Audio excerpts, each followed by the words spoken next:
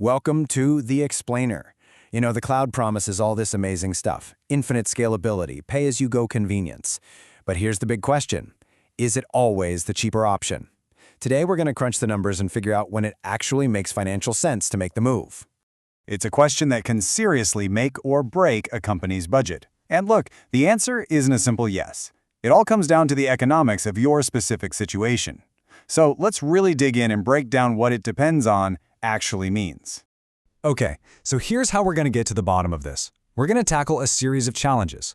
First up, we'll uncover the single most important ratio in all of cloud economics. Then, we'll dive into the hidden and very high costs of delay. After that, it's a head-to-head showdown, in-house versus the cloud. And finally, we'll reveal the one factor that can flip the entire equation.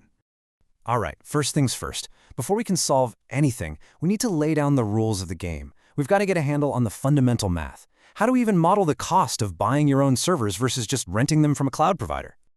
So, on one side, with an in-house setup, you're basically locked into a huge, fixed cost.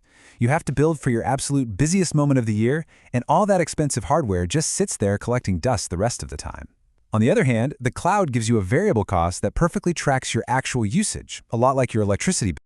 For your own setup, the math is pretty simple, but man, it's unforgiving. You have to provision for your busiest day. So you take that peak demand, you multiply it by the cost of the hardware you need to handle it, and then, yep, you're paying for that full capacity around the clock, whether you're using it or not.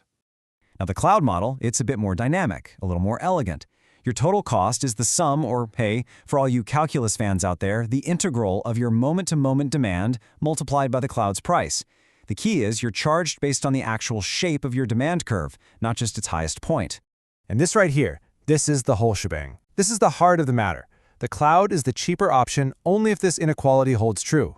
On the left, that's your peak-to-average demand ratio. How spiky is your usage? On the right, you've got the cloud's cost premium. How much more expensive is it compared to an in-house server? So, if your demand is all over the place, the left side of this thing will be high, and the cloud will probably win.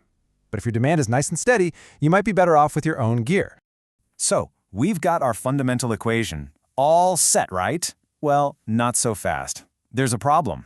It assumes that you can get cloud resources the instant you need them. And in the real world, that's not always how it works. And that delay, it can be very, very expensive.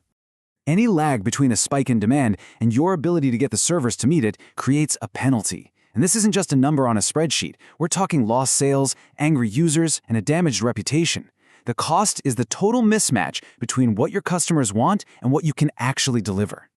Now, this is where it gets really terrifying, especially if you've got a hit product. If your demand goes viral and grows exponentially, even a small, fixed delay in getting new servers means your penalty also grows exponentially.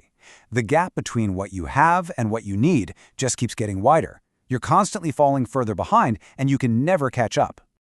All right, enough with the theory. Let's see how this all plays out in the real world. We're going to put an in-house server and a cloud instance in a head-to-head battle to see which one is truly the most cost-effective. Okay, here are our two contenders. In one corner, an in-house server with a big upfront cost, but more processing power. In the other, a cloud instance with no upfront cost, just a simple hourly rate. But the key difference here, and you got to pay attention to this, is efficiency. The cloud provider is a master at getting the most out of their hardware, and that's going to have a huge impact on the final cost. To figure out the true winner, we're going to use a three-step approach. We can't just look at the upfront costs. We need to calculate the effective hourly cost. How much it really costs to get an hour of actual work done once you factor in all the hidden expenses and inefficiencies. And here's what we found. After spreading out that initial purchase cost and adding in all the ongoing expenses, the raw hourly cost is, well, it's reasonable. But once you account for that 40% efficiency, the effective hourly cost just jumps to over 85 rupees. That's a huge difference. Now let's look at the cloud. The hourly rate is a bit higher, sure, but its 80% efficiency makes a massive difference. The effective hourly cost is just 53.5 rupees. So it seems like the cloud is the clear winner, right? But there's a twist. But wait a minute. Our entire calculation was based on that in-house server running at only 40% efficiency. What if we could dramatically improve that? What if we could get that server running at near maximum capacity all the time? This quote really gets to the very heart of the cloud's value proposition. Its main economic advantage isn't just about price. It's about eliminating the cost of idle, underutilized machines. But if you can eliminate that waste yourself, the whole game changes. And this chart just illustrates the tipping point beautifully. At 40% efficiency, our in-house server is a financial disaster. The cloud is a much better deal. But look what happens if we can drive that in-house utilization all the way up to 90%. Suddenly, the cost per effective hour absolutely plummets, dipping just below the cloud's cost. And there it is. At about 90% utilization, the in-house server actually becomes the cheaper option. This is a critical insight. Your own operational efficiency can be a more powerful factor than the inherent advantages of the cloud. So what's the bottom line? After all this analysis, when is the cloud the smarter financial choice, and when should you stick with an in-house solution? The cloud is the clear winner when your demand is unpredictable. Think of a streaming service during a huge sporting event or an e-commerce site on Black Friday. That pay-as-you-go model is perfect for these short-term, high-demand scenarios. On the other hand, if your business has a steady, predictable workload and you can keep your servers running at super high efficiency, an in-house solution can absolutely be the more economical choice in the long run. And that leaves us with one final crucial thought.